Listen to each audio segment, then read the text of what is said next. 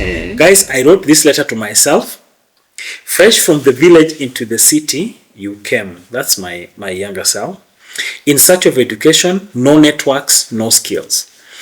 Just faith in God and the Queen's language on your lips. I hope this letter finds you full of the light and hope that has always burned quietly within you.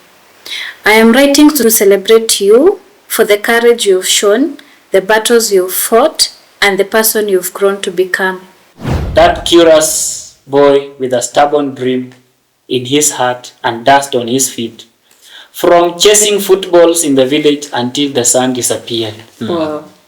This is the letter to my younger self. Dear Winnie, I wish I could fall back time and sit beside you now, your small hand lost in mine. I'll tell you this, those mistakes you carry like heavy stones are not failures. They are the cracks in the pavement where wildflowers grow, the discordant notes in a song that is still finding its melody.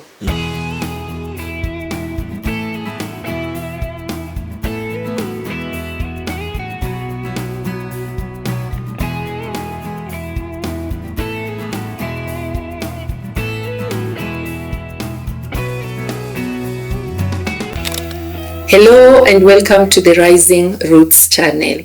This is a space we have created in order to evoke growth, transformation, and lay basic foundation in our children, our youth, and the young adults within us. And today, I'm joined by a group of 4 dynamic individuals whose stories go beyond imagination, beyond inspiration. And I am so happy to be your host today. This being our very first episode, we shall take you through a theme known as writing a letter to myself. So I will take this first opportunity to introduce you to my guests here so that as they share their stories, you already know who they are. So thank you so much. I will start with our first guest who is at my far left. Her name is Lilian Lingai. We have Lilian, who is an emerging force in both education and politics, a passionate Kiswahili and geography teacher. Lilian also serves as a co-national youth leader at the United Green Movement Party. From leading student voices at the Islamic University of Kenya to inspiring children in and out of the classroom, and her love for service, joy in seeing children smile drives her work. Lilian, karibu sana to the show. Thank you so much, Damackline. Thank you so much. We move on to Miss Winnie, who is seated far to my right hand. Miss Winnie, karibu sana. Yes, now Miss Winnie Mahaga is a seasoned education leader, curriculum strategist, co-founder of the INSET CPD. She's currently the CPD coordinator at Rusinga School, where she champions students-centered teaching and also teacher development.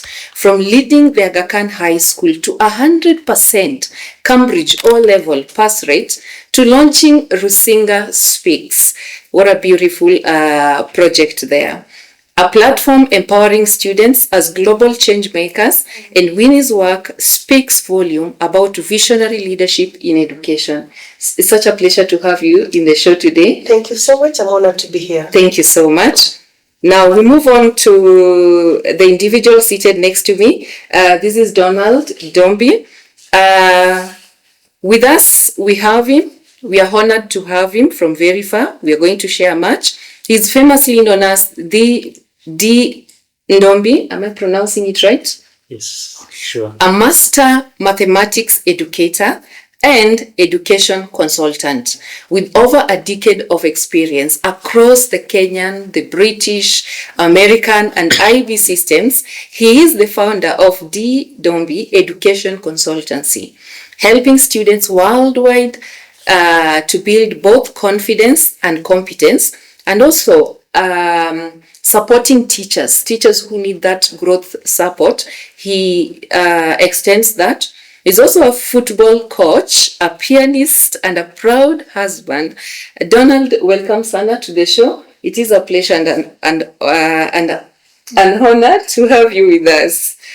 Yes. So, and finally, on my near left, we have Mr. Hebert Olendo. who is joining this incredible panel. Mr. Matthew is a lawyer by profession, a real estate consultant, a husband, and a proud father of 3.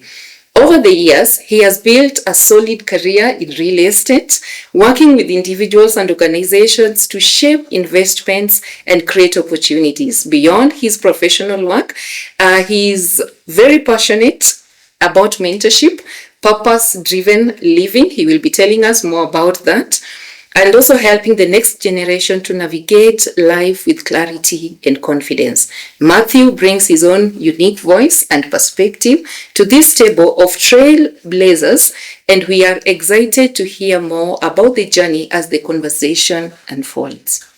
My viewers, from all these introductions, you could tell how the guests who are invited resonate very well with our theme for today. From education to businesses outside there, we have an entrepreneur and of course a lawyer. We are all set here to discuss conversations that are very honest and that we will see, or rather will go out to support the generation that is growing today, nurturing them into the people we want them or the leaders we want them tomorrow.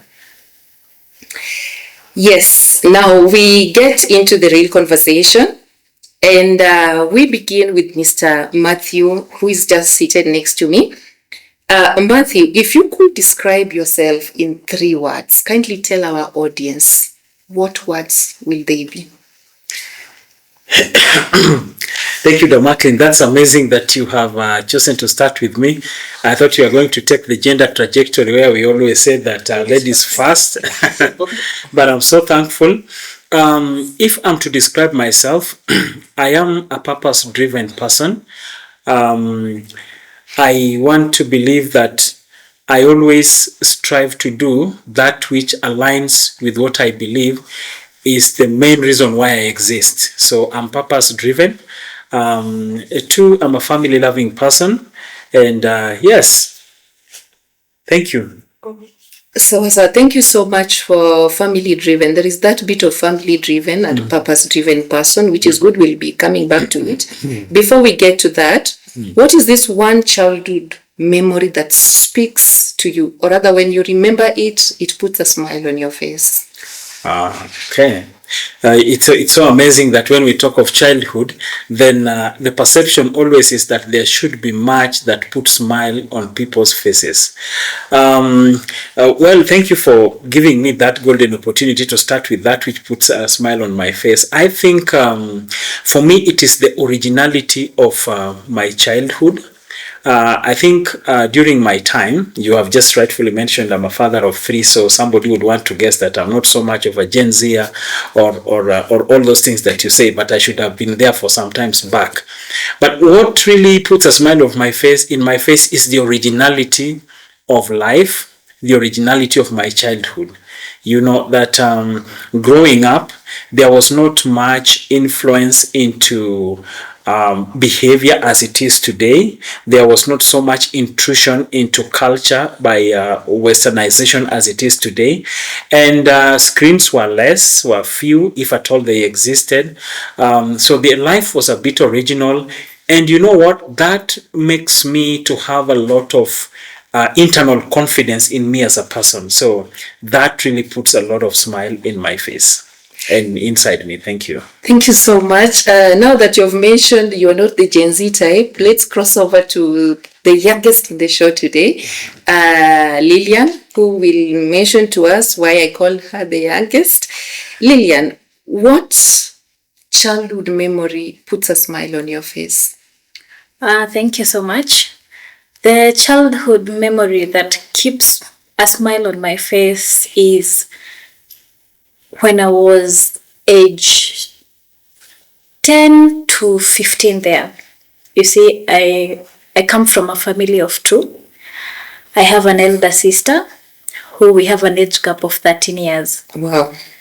So I grew up most of the time alone, and my mother had to work. So I could only play at school.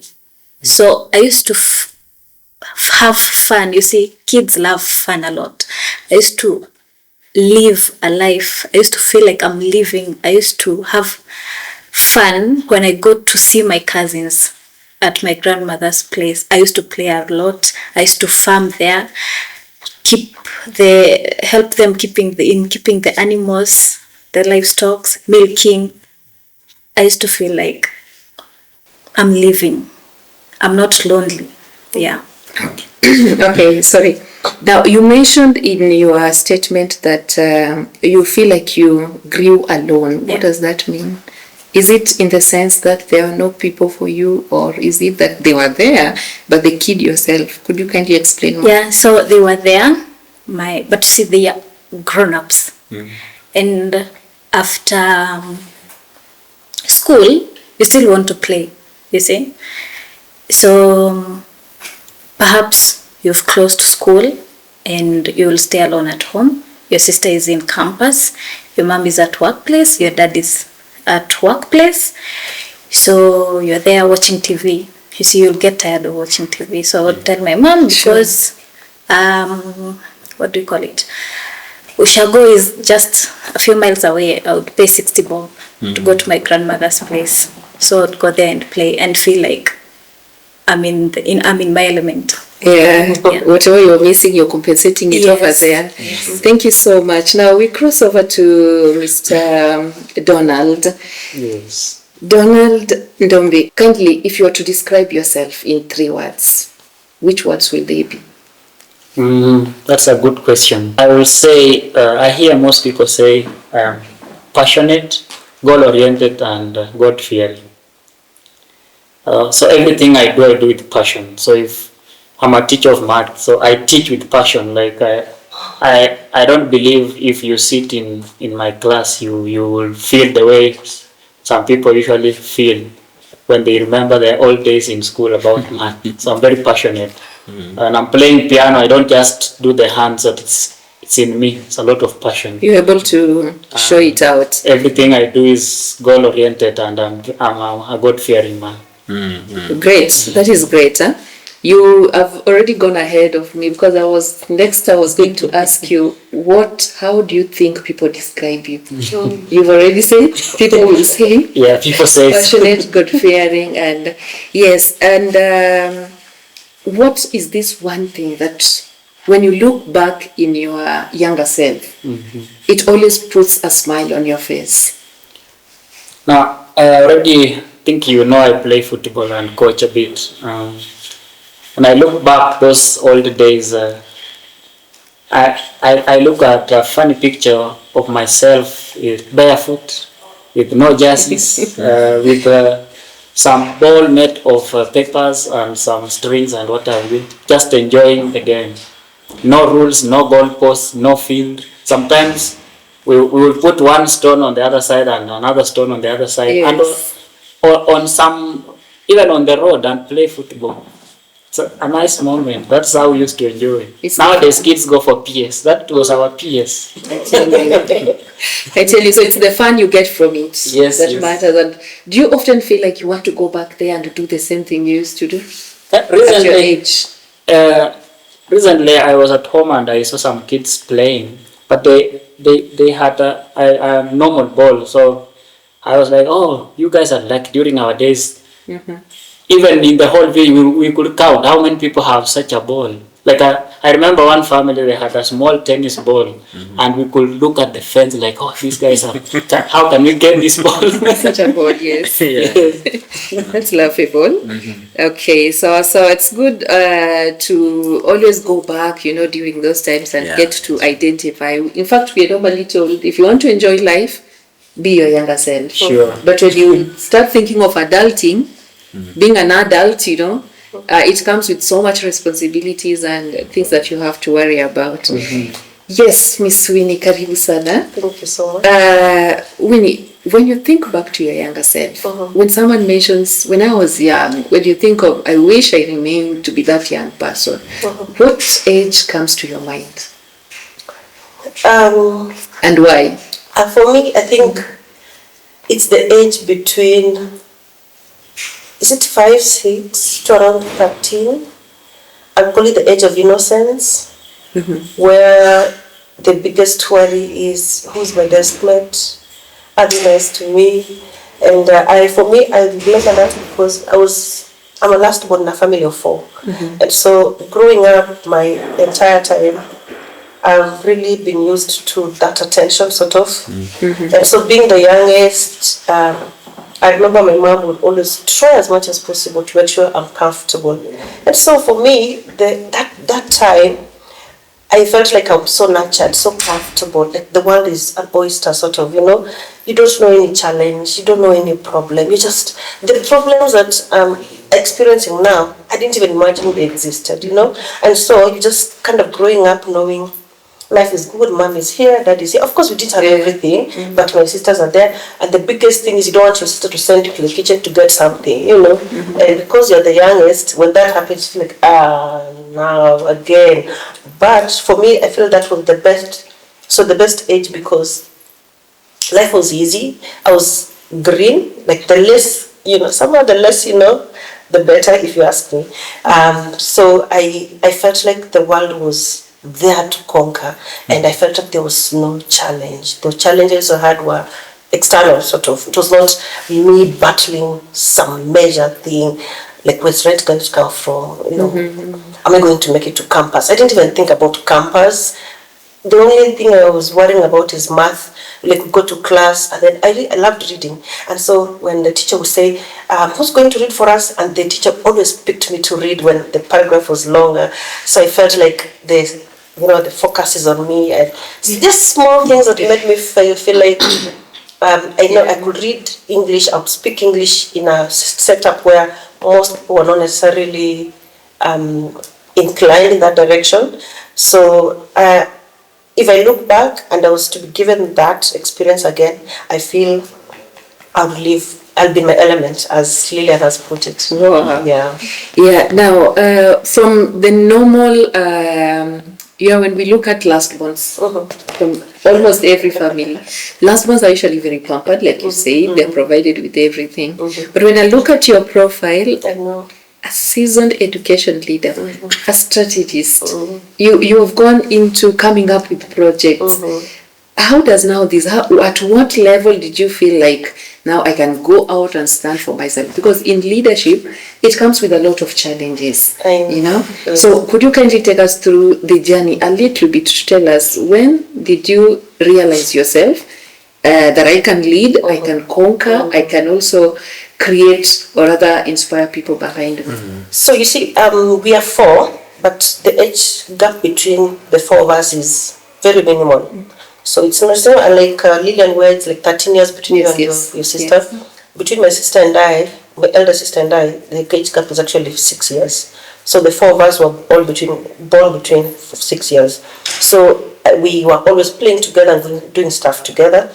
And it's not until when they all went to high school, that's when I remained at home, and I would feel, I think that the love was a bit too much, sort of. I would feel directly. My mom would be like, we didn't have much, but mom would be like, you wanted a bag? Now I can get your bag. Which one? So, but of course, it still took forever to get the bag, but the promises were much bigger and better. But along the way, now we went to high school, and now we're all kind of, I think the pressure was too much on my parents, and so those privileges sort of, they started dissipating.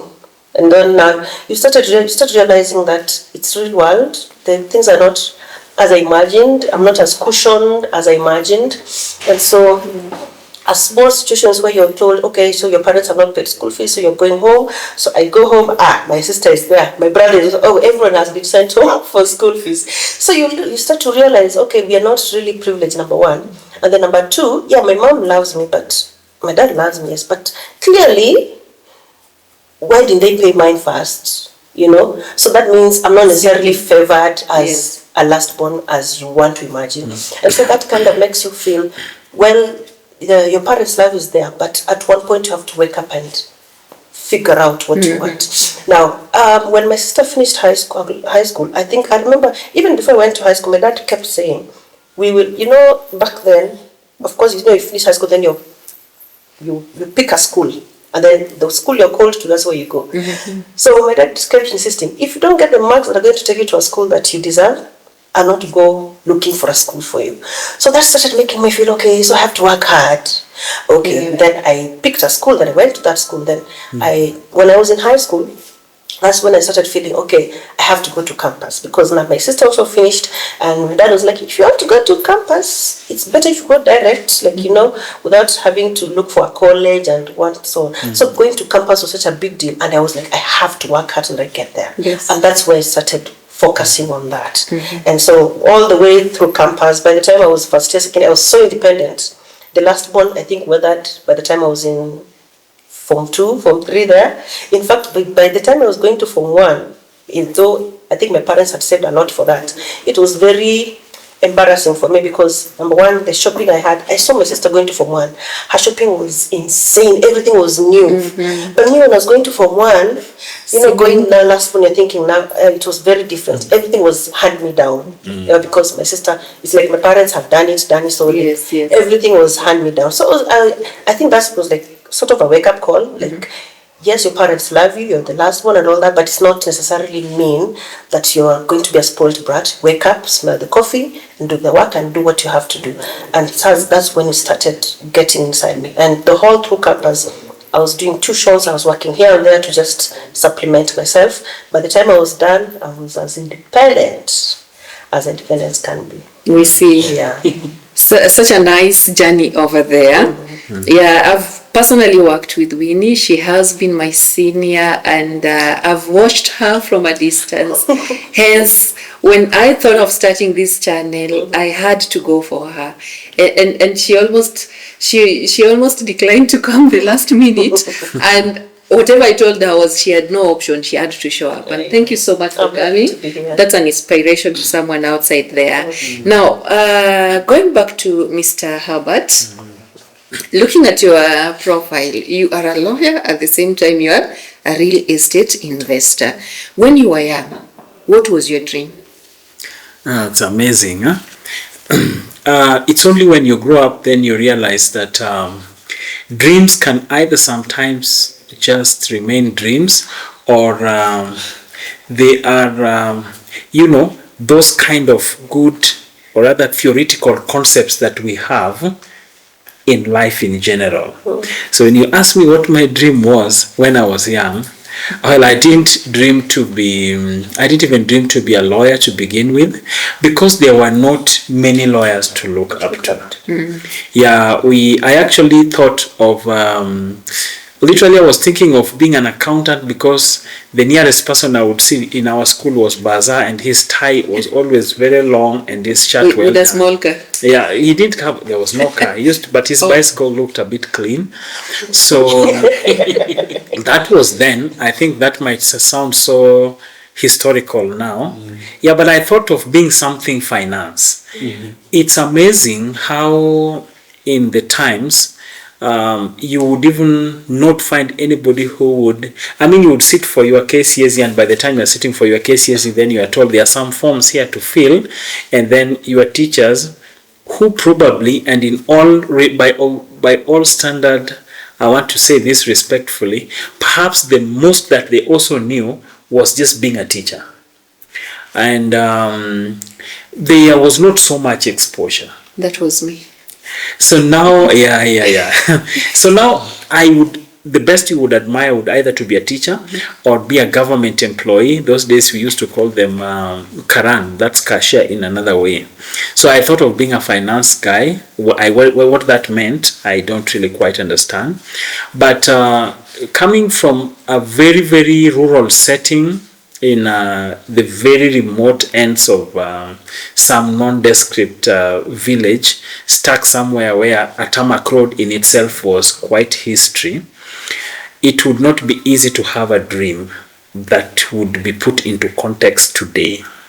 So for me, I shaped my dream going forward gradually. So the law thing, then you would want to ask me, then how does the law thing come in? Is it just by some form of default, or you do. So I find myself coming to the city to seek for education, and probably this would be the letter that I probably have written to myself, and I should just go ahead and read it. So I find myself into the city with the hope of getting higher education. Now the village is not villaging too much, and there is not much in the coffers to send me to any other meaningful institution, having done so well in my KCSE. So I come here into the city, and I think that the city is like boarding a matatu, that you go back and you come back with a job, because people wake up in the morning, they say tunaenda kutafuta kazi. So you think that jobs are things that people go to town and download and they come back with them. And so then I get so much surprised that is not the case. So I hustle left, right and center.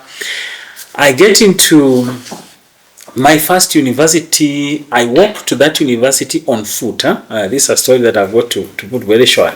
I walk on foot to that university at the far ends of somewhere in Rongai to try and get my admission, because I left home knowing that I would come here and find a scholarship through some church organization. Then I find that it's not easy. But one thing that I like that day that made me now shape my my vision is when I got in and I sat in the panel. You know, having walked from some area in Eastlands and you're reaching Rongai and you're entering Nazarene University, and then you are there, and then you are interviewed with people who are smelling fresh colognes, and you're parking cars outside there. Then you are told that, young man, we have considered you. Wow. And milestone, eh? It's a big milestone. So then from there I see people coming out, you know, well dressed and talking in a very logical sense. Then so there I start shaping my dream. And one of my uncles one day told me that the way you speak so well, you could be a lawyer. So then I hustle my way, then I enroll, then I study, then I'm here. So that's how I shape my way. You know, it's not to downplay the fact that today parents work so hard to take their kids to institution. I'm really moved by Winnie's story. Yes. And I really thank her for having parents like that, who really by that time had got much focus on how to take their kids to school. For me by that time, I think I was already parentless, yeah. But then you now hustle to teach yourself. So I hustle, do many things, then I get to where I am today, you know, with a beautiful wife and a beautiful family, and you know, and a career ongoing. What I mean to say is that for me, if there is one thing I would ever would have wanted to tell my younger self, is how to find purpose early in life. Sorry to interject.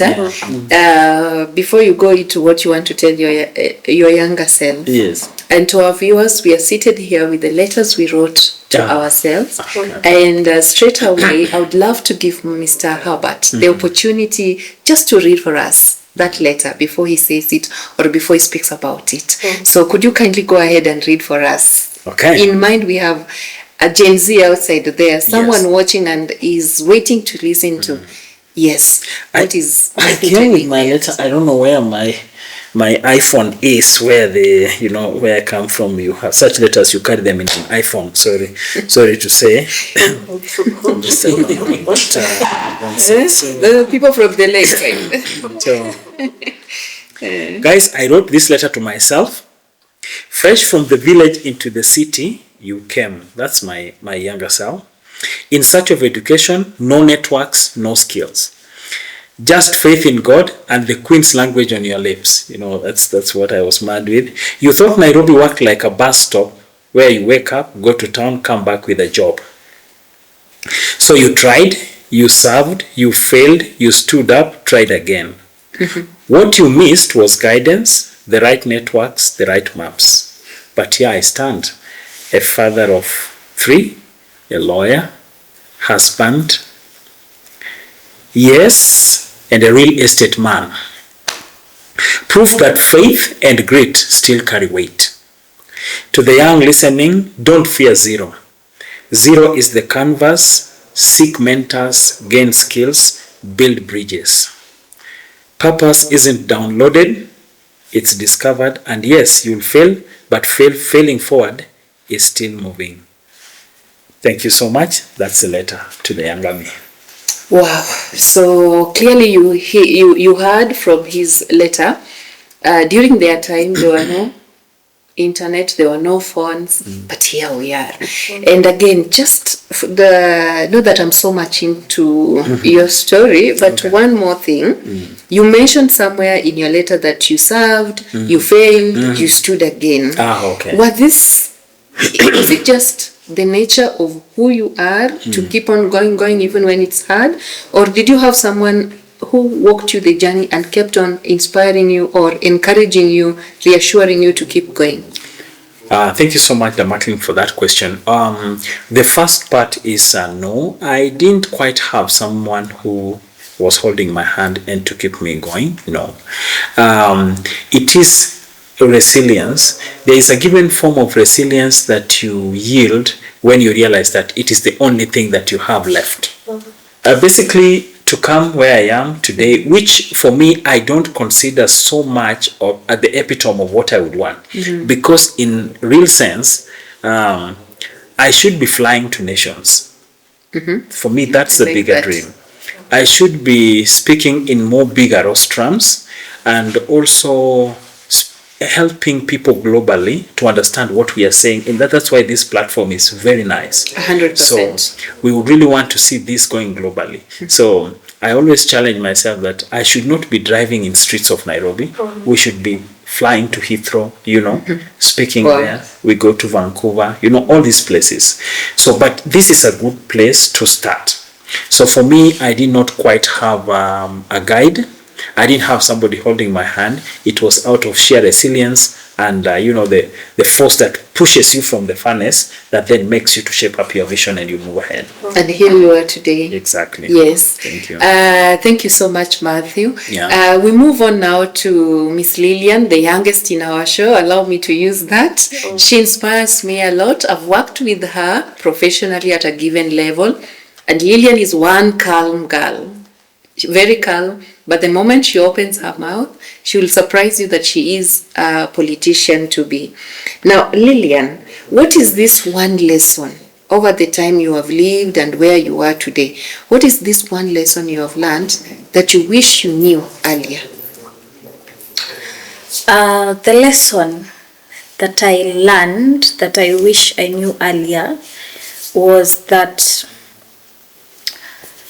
you need to work really, really, really hard to achieve what you want. I read a book, is it The Alchemist? Yeah. It says that the world is ready to give you what you want if you work for it. Huwezi keti hapo and then you expect money to rain. 100%. It can never happen. Yeah, so I remember in high school, I used to, not in high school, in primary school, I used to just be there. I used to study, yes, but not that much. Not pushing yourself. Yeah, not pushing myself. But when I went to high school, I went to high school in Meru. So there, some of my cousins used to stay there. And the firstborn in that family, she used to be an overachiever. She used to score A's in everything. I remember in one of the prize giving days, the teachers could tell her, enda tu fungue duka. These prizes are too much. Oh, okay. Yeah. And sell the prizes, the awards. Yeah. Oh. Yeah. So I used to stay with them. I used to see how they read. I used to see how they work. They could never sleep. Wakifika, hakuna mambo ya TV. Ni unaosha uniform kama ni chafu. I studied in a day school. You plan your books, you study a bit, you go to sleep. You wake up in the morning, you study, you go to school. Most people believe that in day school, there's no education, but there is. And to a younger person, I went to a day school and I could hear people say, mimi nimekuja tu, lakini nikifika form 2 nitaenda transfer. Wow. But this, if you are in a day school, you young high school student, jitume. Attend the lessons, don't miss a day at school. Jikaze, usome, ingia library, chukua revision books and study hard. You will achieve. I never knew I would go to campus, but I used to, when I was in primary, I used to dream, but I never used to see me working for it. But when I got in high school, I really worked hard to get to campus. Wow. And here I am now. Wow, that is great. So according to you, you champion the issue of having what we call the gifts. You mentioned that the child you went to see, they had the gifts. Yeah. Did that encourage you to work hard? Do you think the gifts encourage the student more to work hard? Yes, I remember the high school that I was in, we had a certain principal. He was really focused on the students. And whenever you are either top 10 or most improved, you would go out to have dinner in the best hotels in Meru. So nobody would ever want to miss that. Sure. I remember when I was in Form 1, what motivated me to study hard was I got a C+ in primary school. So when I went there, I got a B. Wow. My first exam in high school. Thank you. So I went for my first lunch in one of the biggest hotels in Yes. Meru. Uzilalia masikio tena. Sure. You have to work. Wow. Yes. I think I like that bit. And to parents who are watching us, to guardians who are watching us, teachers as well, check out on that. There is that encouragement that a student gets when you either recognize them or you award them. It goes a long way. Now, let me come back to Mr. Donald. You've been quiet for long. Borrowing from what Lilian has said, Lilian mentioned something like, lazima ujitume. You had to work hard. But today, online everywhere, you hear people saying, it's no longer working hard. It's working smart. What are your thoughts about that? It's true. You see, things change. We were working hard those days.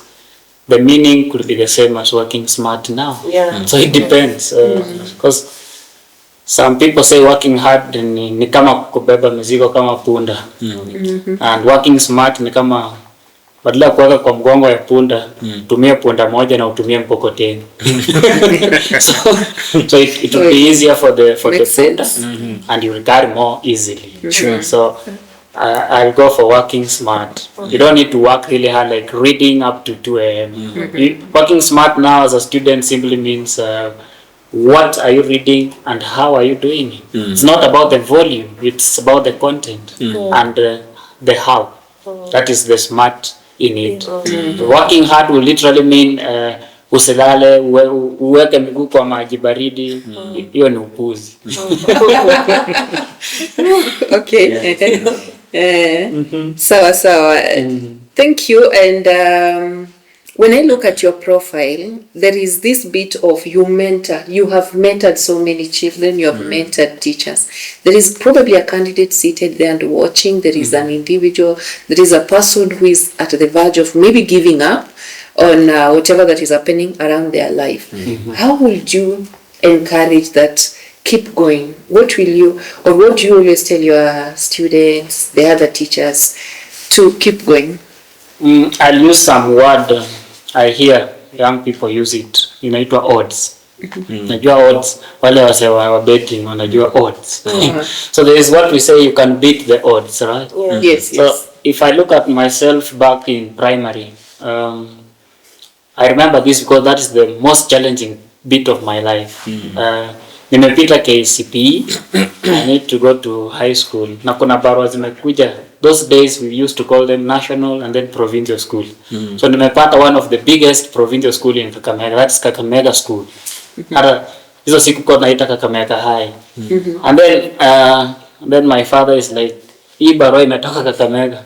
Lakini huwezi enda huko. So unajua kwa nini? Hatuna kitu ya kulipa. So I'm like, okay, so what do we, anaweza tufanya aje? Mimi namwambia I think by now so long as nimeingia shule it would not matter. Then there was the nearest day school, nikaingia huko. And in the same school my brother was there some years ago, nikiwa class 4 huko. Na akapita akaenda university. So I used to say if my brother went to this school akaenda university, hata mimi naweza enda hapo na niende. So by the time I'm joining form 1, every time we used to celebrate watu watano wanaenda university. Tuna celebrate from a day school. So to go from 1, nasema okay, so I can work hard. So it's never about the background. I think the background is a punchline. It's not like a silly. Unaweza anzia hapo ukienda. So what I looked at myself. So there are some other students also in the same situation. Maybe you wanted to go to this school, but because of one or another reason you went to that school. That's why I speak to as many young people as possible. Last week nimeenda kuongelesha some students in another school. It was a special occasion because wako on holiday na niko huko for a short holiday, so the school organized only candidates niende na waongelesha. The same day school. Nawaambia I used to sit here, kukuwa na stima, asubuhi tulikuwa tunakuja unasomea nyuma ya darasa because hakuna stima, so unangojea kama mwangaza ka asubuhi, something like that. So I feel there are some people who just need one advice, like you can make it. It doesn't matter where you come from. Hizo siku our cities zilikuwa bicycles. I heard you talk about basa with a nice bicycle. I still have one bicycle iko home yenye nilitumia kwenda shule. Unaamuka 6, haina pressure na ni 5 kilometers away. So unaenda sometimes unakanyaga kwa matope, waambie mwalimu iliharibikia kwa njia. But you have to push. My father used to ask me, ukienda shule unataka ubadilishe hii boma vile inakaa ama unataka ikae hivi? Alafu ananiambia ujijibu ukienda shule. Alafu najiambia one day I must change this homestead.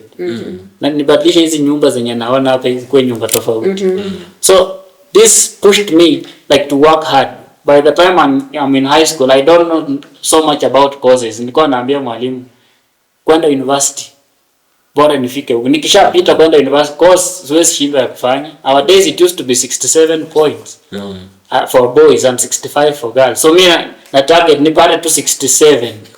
And then thank God that day wakaloa to 65 na mimi nikapata 70. Wow.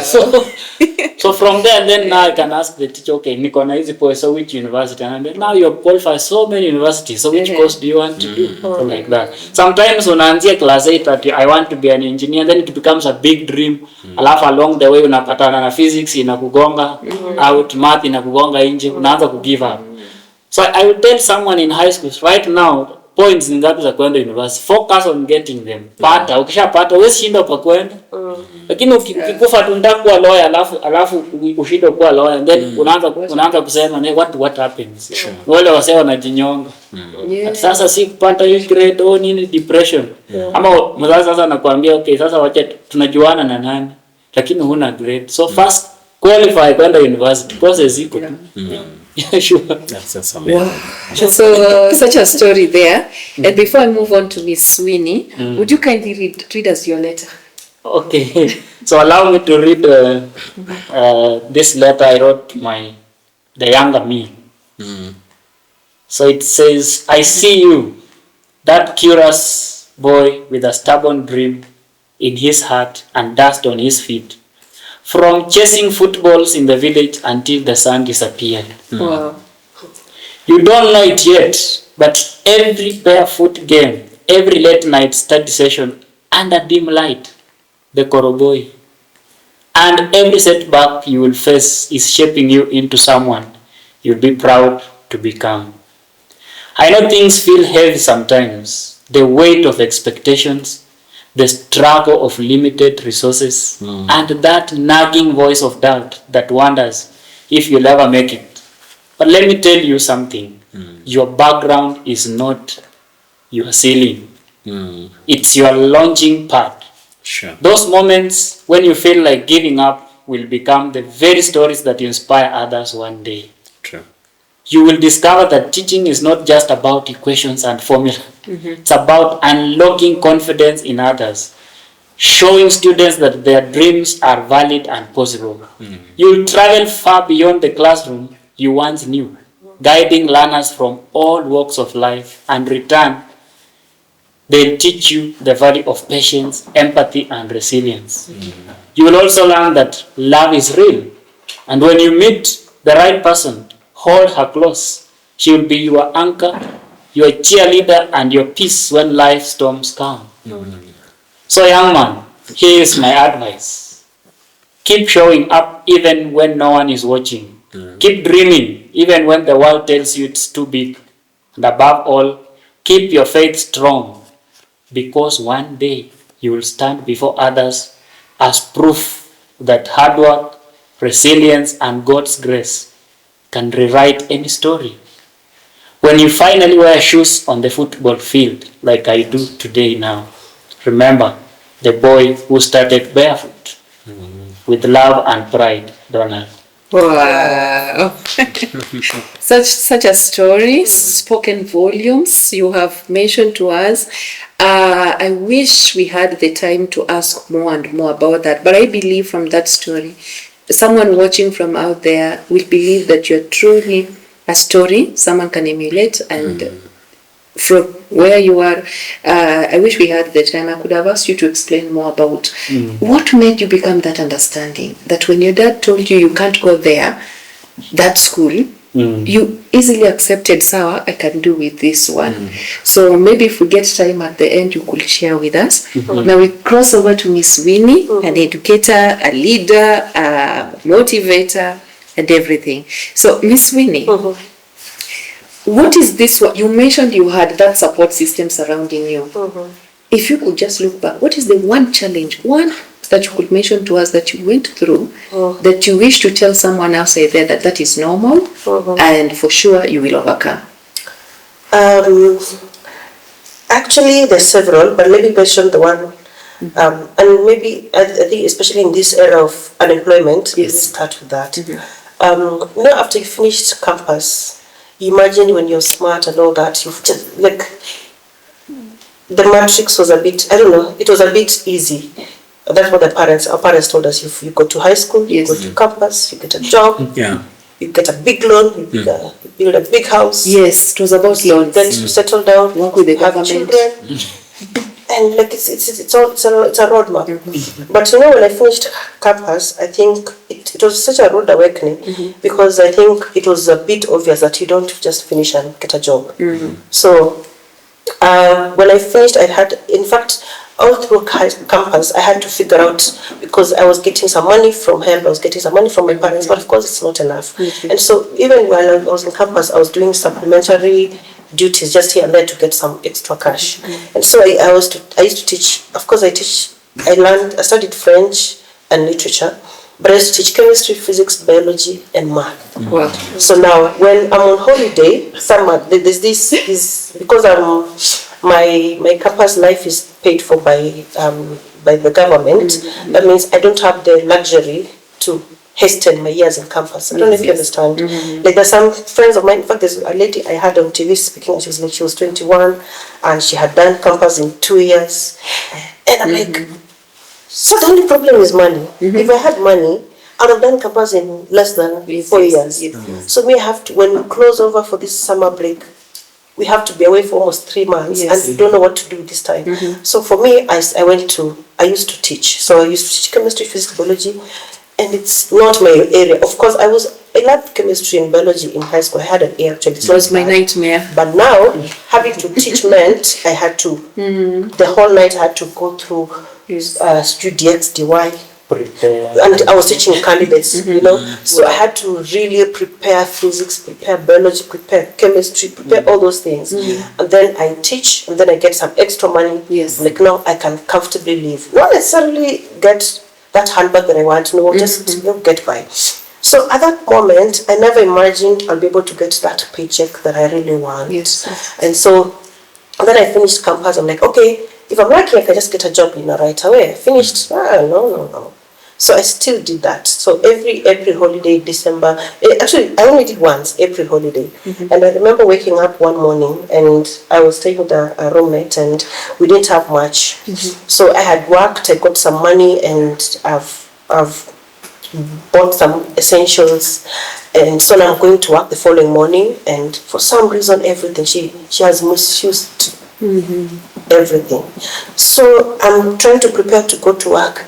It's not work, you understand, it's like just going for tuition. But I can't, like, so now there's no sugar, there's no kerosene. We're using a stove.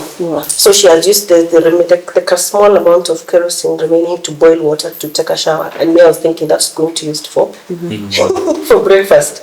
So I'm waking up and asking myself, but I've just finished campus. Like, it's supposed to be easier, So I think it's from that moment that I told myself clearly, and you remember when that last one kicked out? Yes. So my parents were sending me some money to support. It's not enough. Of course, now you've finished. Now help is no longer coming. So that means you really have to work on your finances.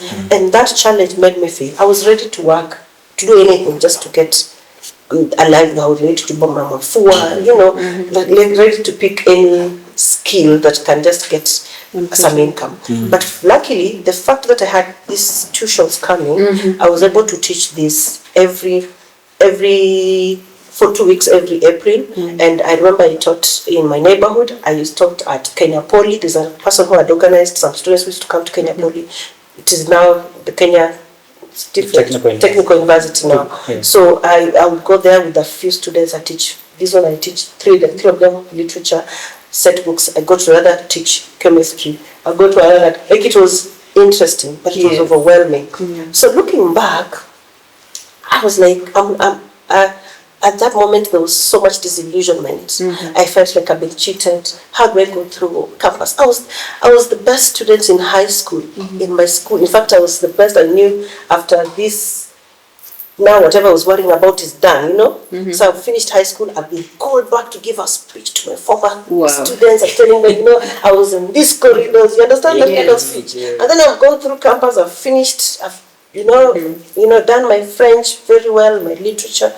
And I was told French is marketable. Yes. But now, still, the jobs are not forthcoming. So the fact that I had to fall back to chemistry, physics, biology, and that made me feel, number one, your training should not limit. Like, you have your training, okay? But there's another set of skills that you have that you need to fall back to at any one time. So if I can't use my voice today, which is my greatest asset as we speak, what other options do I have? And that's a question you need to ask yourself every other time.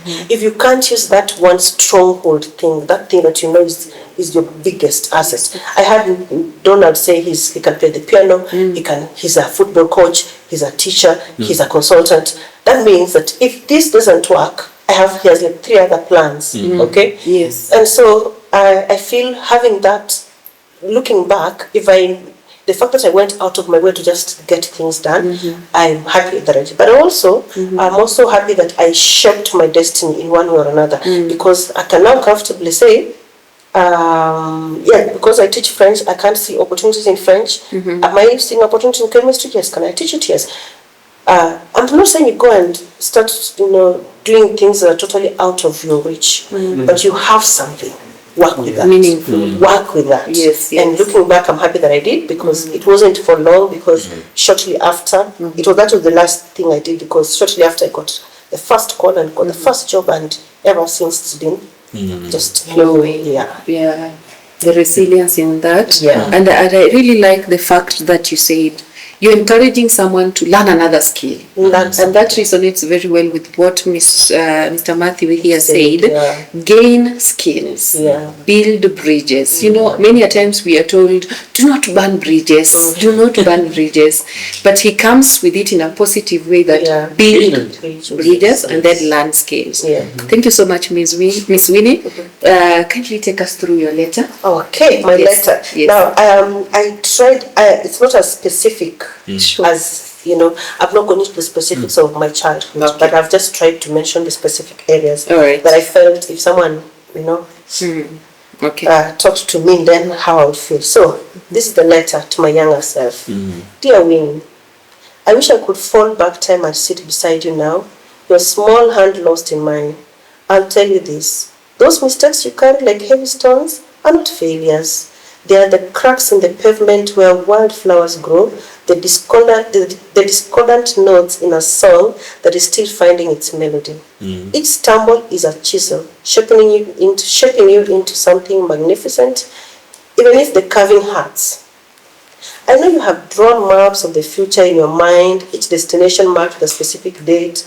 Please burn those maps. Life is not a straight road. It is a wild, winding river, and its currents will pull you towards shores you never dreamed existed. The most breathtaking views will not be from the peaks you planned to conquer, but from the quiet, sun-drenched clearings you discover by accident. So please, unclench your fists, breathe, let the river carry you.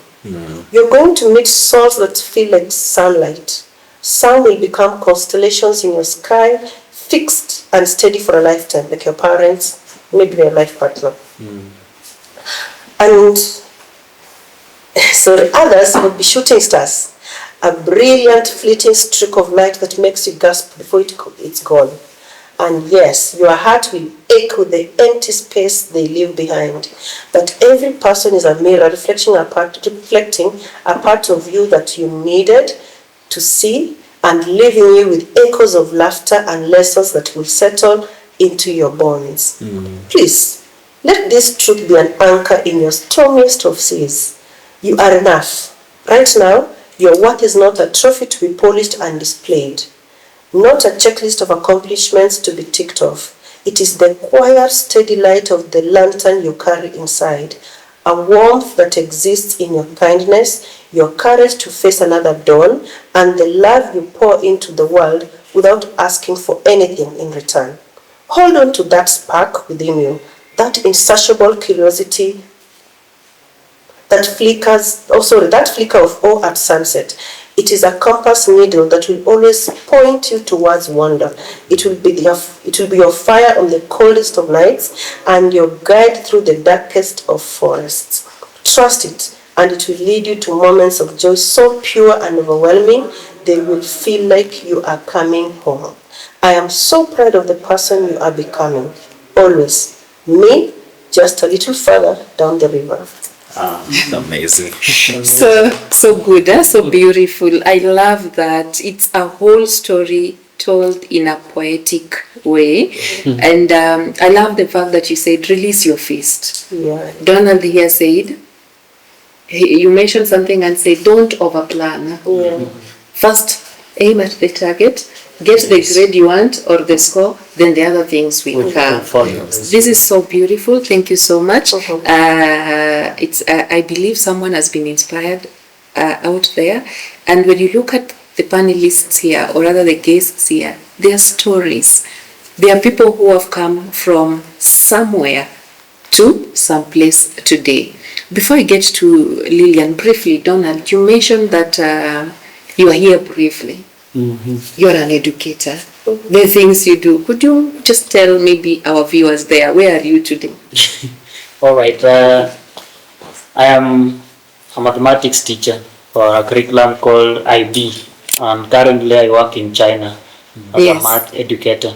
And from the introduction you heard, I'm a consultant, so I'm in touch with so many teachers, not in Kenya, not in Tanzania, but across the globe.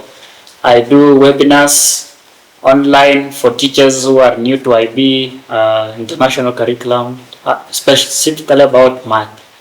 So you can follow me on Facebook as Donald Ndombi, or on LinkedIn, just search Donald Ndombi and you'll see my posts. And there's a time I did some lessons on KU TV, just search Donald Ndombi on YouTube and you'll find me. During COVID, several lessons on physics and math. You'll find me on YouTube as Donald Ndombi. Thank you so much, Dama, for this opportunity. Donald has gone. It's like he's tired and he wants to go home because he has gone to my last question. That was my closing question. Where can we get you? How can we connect with you? But that is really good. I know there are so many teachers. I am a teacher myself. So many teachers outside here are currently migrating from the national curriculum to and so many of them have no clue. So if you're there seated there and you hope to find someone to guide you, you know where to find Donald, and you know where to find Winnie, when we used to work with you, you were International curriculum coordinator. So she has a lot of information about that. So thank you so much. We come back to Lilian. You've been so quiet. So let's move on direct to the letter reading. Then my question will come after that. All right. Yes, please. Here is the letter to the younger self. Dear younger Lilian, I hope this letter finds you full of the light and hope that has always burned quietly within you. I am writing to celebrate you for the courage you've shown, the battles you've fought, and the person you've grown to become. You are now living parts of the dreams you once whispered in silence. You are not just surviving, you are thriving, and that's something to be proud of. Not because life made it easy, but because you chose to rise each time it didn't. There were moments when fear gripped you, when pain tested your strength, and when choices felt overwhelming and when words cut deep. But through it all, God held your hand like a loving father would his to his precious daughter. That's why you made it. That's why you keep making it. Life has taught you many lessons, some soft, some hard, but all necessary. Experience became your greatest teacher, and you listened. You chose to do the right thing, even when it was hard, and for that, I admire you. Never forget the wisdom passed down to you, especially your mother's words. If you don't work hard, nobody will save your future. Those words lit a fire in you, and that fire still burns bright. To Mom and Sis, I am endlessly grateful for you. Thank you for raising me, guiding me, and believing in me. Your love and strength built a foundation that has carried me through every season. Because of you, I have been able to stand tall and walk proudly into my purpose. And to you, young Lily, I'm so proud of you. You have achieved more than you believed possible. You've become a voice, a guide, and an inspiration to others. The leadership you show among youth is not accidental. It is the fruit of your hard work, faith, and resilience.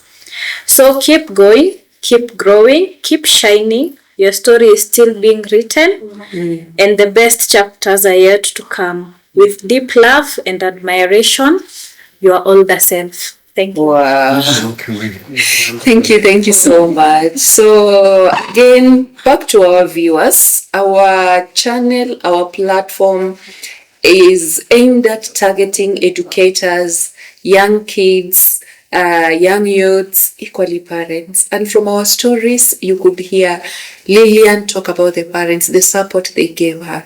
From Miss Winnie over there, you heard her mention the parents. Mom, dad was there for her and the support she gave. When Donald was addressing us, you also heard him speak of the father, the challenge the father was giving him.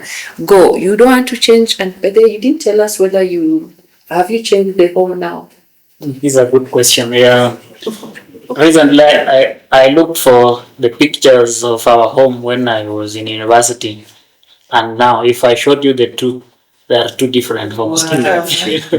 You've heard that, our viewers, and we would love to see that. You can share with us those photos later on, we see, so that they can motivate. Unfortunately, our friend here, you mentioned that you are parentless. That was very, very, very emotional for me, parentless. But you made it. You took yourself to campus, and with the Mercedes, you talked of Mercedes that were parked outside with colognes that were there. You still made through the way. So we are here to inspire, and from our stories, we should not sit outside there and have excuses. We should not lay back and say, Miss Winnie had parents, I don't have parents, meaning my life is zero. You have to go, you have to work hard, as Lilian mentioned over there, and keep everything moving. Now, finally, Lilian, Yes. if you will just share with us, just a sentence probably, having read that letter, what emotions does it spark in you? It's too emotional because I've mentioned of how my family has supported me. Yes. And the other thing I've mentioned that I'm proud of myself because I'm somewhere now. Yes. I'm not actually now depending on my parents because they have done their work. Yes. Great. Thank you so much, Lilian. And now on to your host, ready to read her letter. I wouldn't end this show before I read mine because it inspired me to come up with this show. I reached out to my friends here and they came with theirs. So it is my time. So allow me also to take you through my the letter I wrote to myself. Amazing. You need to clap for me. We can't wait to hear to hear it. All right. So it's a good one, okay? I see you living with dad, far away from mom, wondering if the sacrifice of leaving her warmth was worth the school, or rather the schooling you are chasing. I see your silence, your shy nature, and the loneliness you carry like a shadow. I know how scared you feel as your body begins to change, afraid to even whisper to dad that you need pads. You bottle it up you bottle it all up because you don't want to bother anyone. But let me tell you something. You're braver than you think. The world might convince you that being quiet means being weak. But in your silence, you're learning resilience. In your hunger, you're learning to pray. In your tears, you're learning to rise. Yes, you'll go through seasons that feel impossible. There will be nights when there is no food, and you'll go to bed hungry. It makes me emotional. In fact, there was a time I remember living alone in Kisumu, and I went hungry for almost 3 days. And the third day, it was so much that I couldn't even close my eyes. And I was alone in a room, a bedsitter. And the only thing I had was a heater. I'm allowed to cry, right? Of course. Yeah. It made you who you are. It made me who I am today. Thank you. The only thing I had was a heater and rice. I didn't have gas. I didn't have anything. So I pulled the heater. Each time I tried sleeping, you couldn't even close the eyes. They will open themselves. So I reached out for the heater, nikaeka maji, ikaanza kuchemka, nikaeka rice. Rice ikachemka. So the heater kiboil, inachemka, and then you get scared because you don't know what next. It is overheating now. Inazima. Nacha inakuli kidogo na washa tena. Then by the time I tasted the rice na nikasikia inaweza kulika, I took my spoon and ate the rice. And by the time I felt something was dropping into my stomach, that's when I realized it didn't have salt. So you can imagine. Then after eating that, I remember I slept. And the following day, I saw to myself, I was a graduate by then, gone through attachment, graduated. And each time I reached out to my dad could tell me, come back home. And I come from a village in the remote place. So he tell me, pack your things, come back to the village. But Damackline doesn't want to go back to that village. So I'll keep on going. My mom was there, very supportive, but she was diabetic, at the same time hypertension, high blood pressure. So the following morning when I woke up, I told myself, I'm going to look for any job outside there. And whatever I get is what I'll do. And then I moved. It was in Kisumu. And I lived in an estate called Patel. So when I walked out, crossing over to Tuskegee back then, guess who I saw? After around 4 years, I saw my brother. Just walking tall. Yeah, crossing over there. And I then, it's Tuskegee, it was a mall then, and yes, you understand how malls people are polished, and I literally ran to him and hugged him, and I told him, bro, I've not eaten, I'm hungry, I need money. And I remember he took me aside He put me a soda in logo and some chips. That soda, I took 3, what do we call it, sips. 3 sips and it was done. That is how hungry I was. When I explained to him the story, he took me out and he was also hustling. He took me to an Airtel shop where he was selling Airtel lines. Back then, I think the Airtel ilikuwa imekuja. Akaniambia, if I want, I can be selling those lines. So you go to an agent and anakuambia nataka tu 10 bob. And back then, I think they were promotion. So I took those lines. I could go sell them. And being the young girl I was, of course, very beautiful. I could walk into offices, but with the target that if I get a man to buy, I convince this man to buy for the wife, and then I convince him to buy for the kids, and I would sell 1 line at 100 bob. But the agent needs 10 shillings, so I have 90 bob. Then the credit we are given to register for them the line, we are supposed to give them free. So men in the office, they will buy a credit worth 100 bob. That's mine. So if I sell 3 of them, and that is how I was able again, because over that week I would go sell kila siku jioni narudi na kashopi nina fill gas. He even took me to I remember back then Kenya Institute of Management.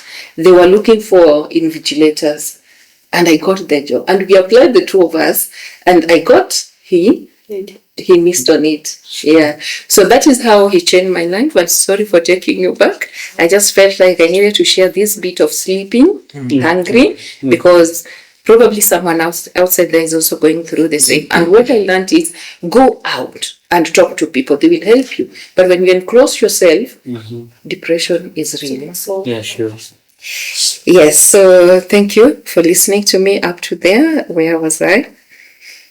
But let me tell you something, you are braver than you think. The world might convince you that being quiet does not mean being weak, but in your silence, you are learning resilience. In your hunger, you are learning to pray. In your tears, you're learning to rise. Yes, you'll go through seasons that feel impossible. There will be nights when there is no food and you will go to bed hungry. There will be days when sickness weighs on you and motherhood will come with scars and stitches after C-sections. There will be mornings when self-esteem whispers lies, telling you you're not enough. But listen, my dear, you will make it through. One day you will laugh again. You will hold your children close and realize they are your greatest gift. You will teach, you will inspire, and your story will light the way for others. That brokenness you feel now will become the roots of your strength. Nice. Thank you for carrying me through those silent battles. Thank you for not giving up, even when it was hard. Because of you, I stand tall today. So lift your head high, little one. The journey ahead is tough, but it is also beautiful. You will grow into a woman who survives, heals, and blossoms. And one day, you will look back with pride and whisper to yourself, I made it. With love. That is my story, and thank you for listening. Yes. Very inspirational. Yes. Yeah. Oh. She wants to ask the host. A question. After this, I'll take you to the cell. Yes. Yes. You know, I've actually listened to your letter, and it's very emotional. Actually, and we understand, understandably so. But you know, just I know it's. I'm sorry I had to do this, but out of curiosity, at what point did you tell yourself? Did you ever promise yourself this will never happen? Or how did you get out of that? So much, especially psychologically, because I know, of course, your brother can buy you a soda today and you get out of it, but I think the scars sort of they can get etched into your soul so much so that it can take forever. Yes. So how did you literally lift out of yourself up, because I've never seen that. In fact, I've never known that about you. Yeah. I've known you as a bubbly person. You almost look like a silver spoon kind of background. So how did you get out of that so much so that you are now, even now, inspiring other people? How did you? What is that one thing? Yes, I took you through it? Thank you so much for that question. I get that a lot. I'm this one person who everyone around me, almost everyone believes I drive a big car. I come from that home. I have everything I want. But to be honest, it has been a journey. It has been a journey until the day I felt like, how will my story inspire other people? And then I came to thinking of starting this platform. How, at what level did I get over that? When did I overcome that? We were with you at Gechiko High School, and even in that office, Miss Winnie, I will tell you, I never believed, not even at once did I believe I can be a leader. And the first time leadership came to me, we were colleagues with Donald. I was given the head of department sports. And believe you me, I never knew even how to, or rather, I never knew I was supposed to hold a meeting. As an head of department, I didn't know I was supposed to write meetings. I didn't know who to approach to. So I still, in my journey, I still had those challenges. And my biggest hindrance is the fact that I'm very enclosed. And that's why I said when you open up, you will get support. I crossed over to where we work together, still in the same. I would lock myself in the office and cry.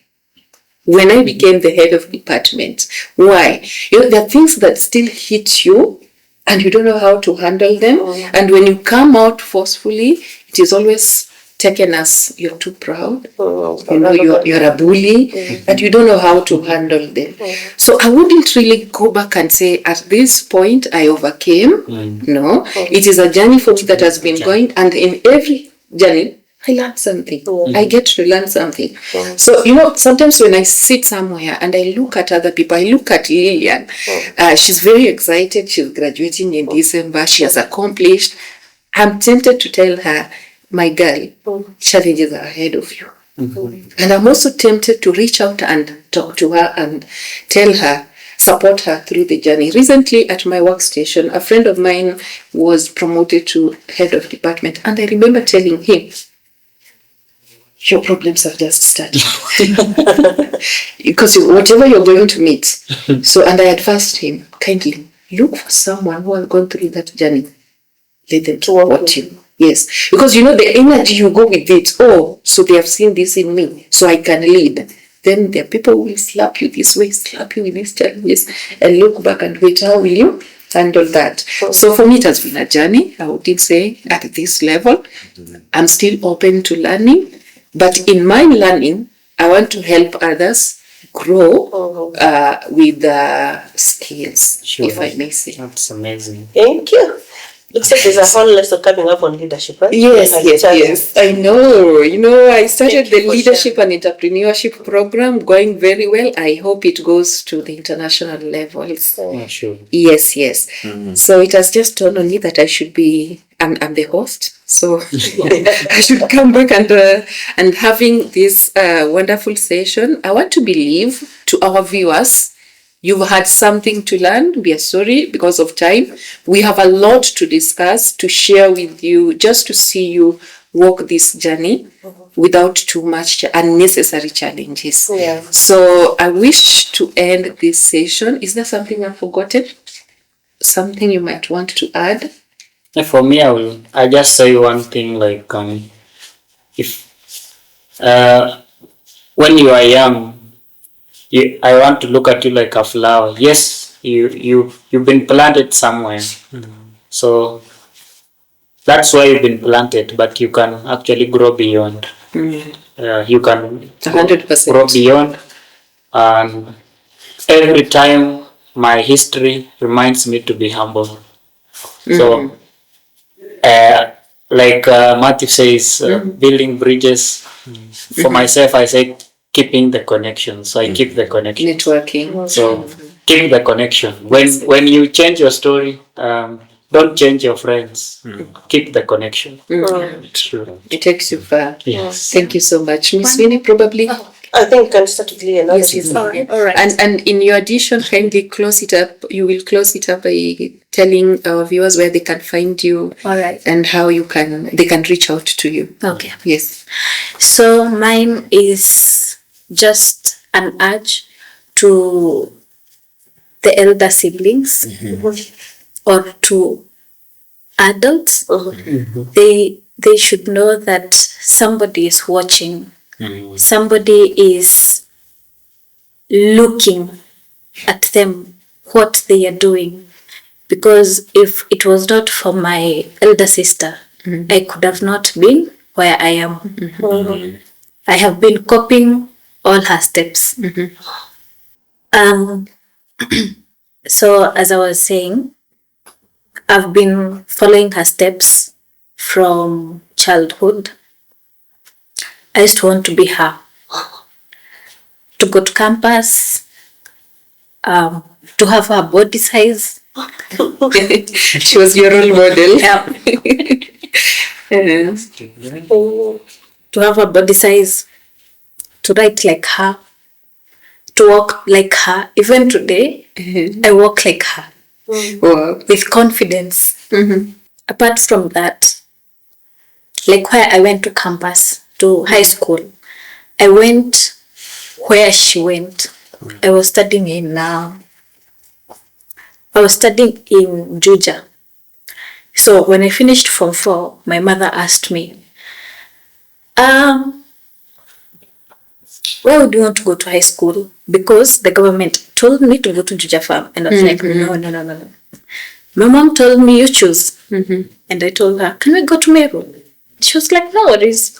So we relocated to Meru. Wow.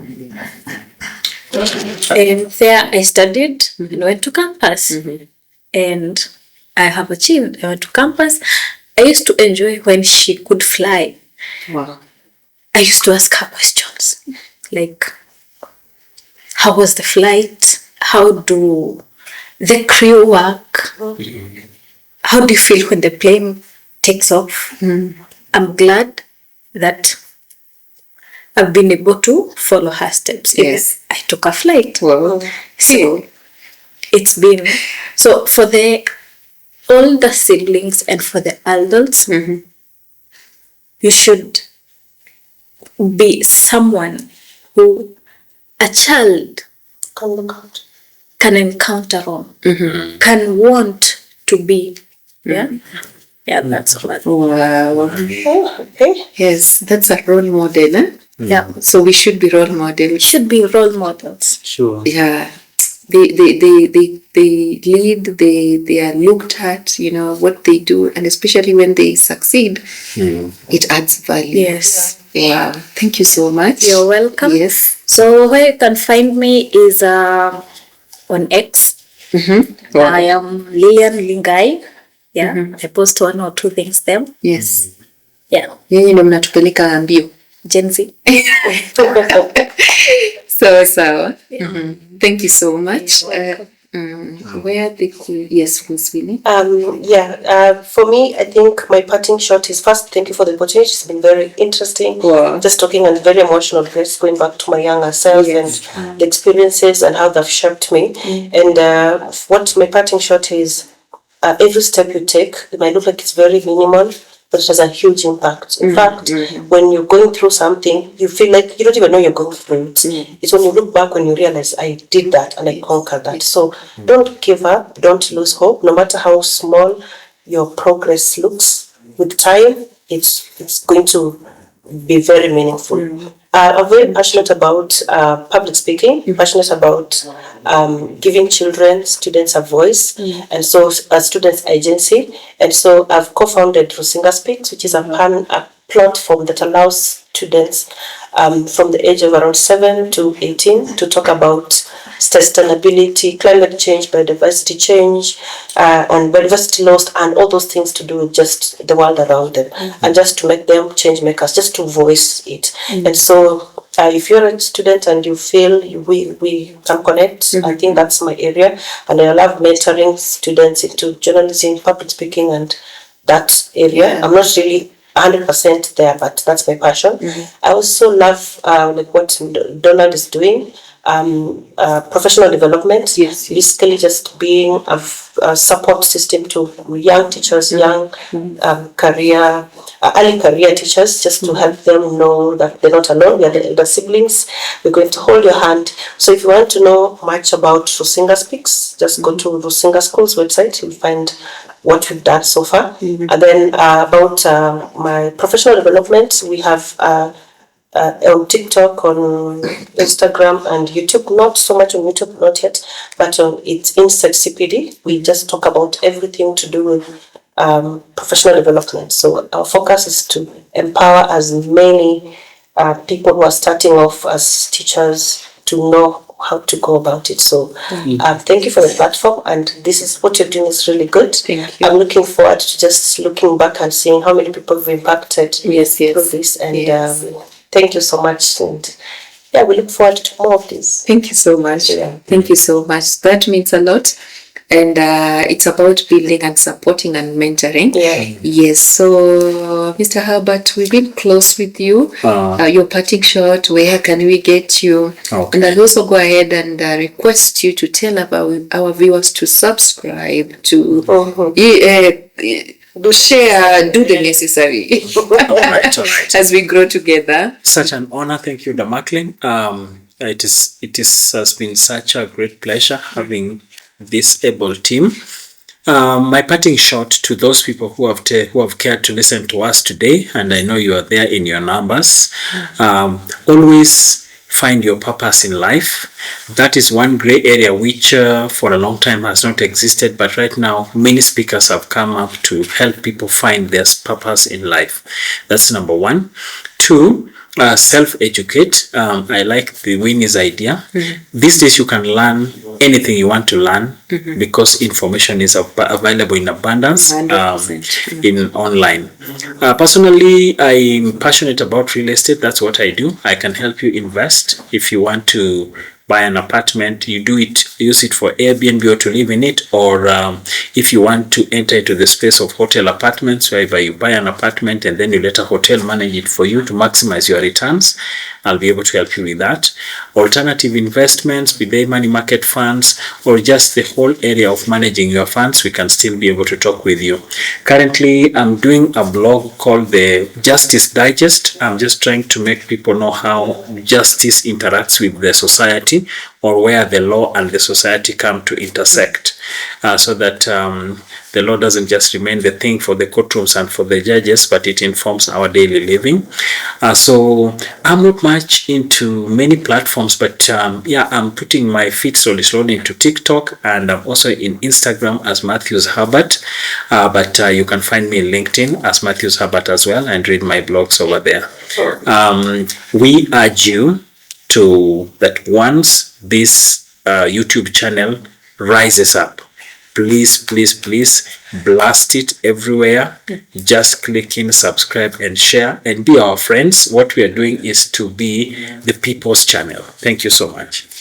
Thank you so much, and we wish to end our show there, and my heartfelt gratitude for my colleagues, my seniors. He has been my HOD, right? Some point. Mathematics. Yes. We taught math in the same school. My curriculum coordinator, my business partner, and our junior there. Thank you so much for creating time. I don't take it for granted. Your time, giving it to me, coming to speak freely. Not everyone is free to speak about their life. Many people are very private, but I want to believe that our stories have inspired or will continue to inspire people out there to let us grow pamoja, Thank you so much.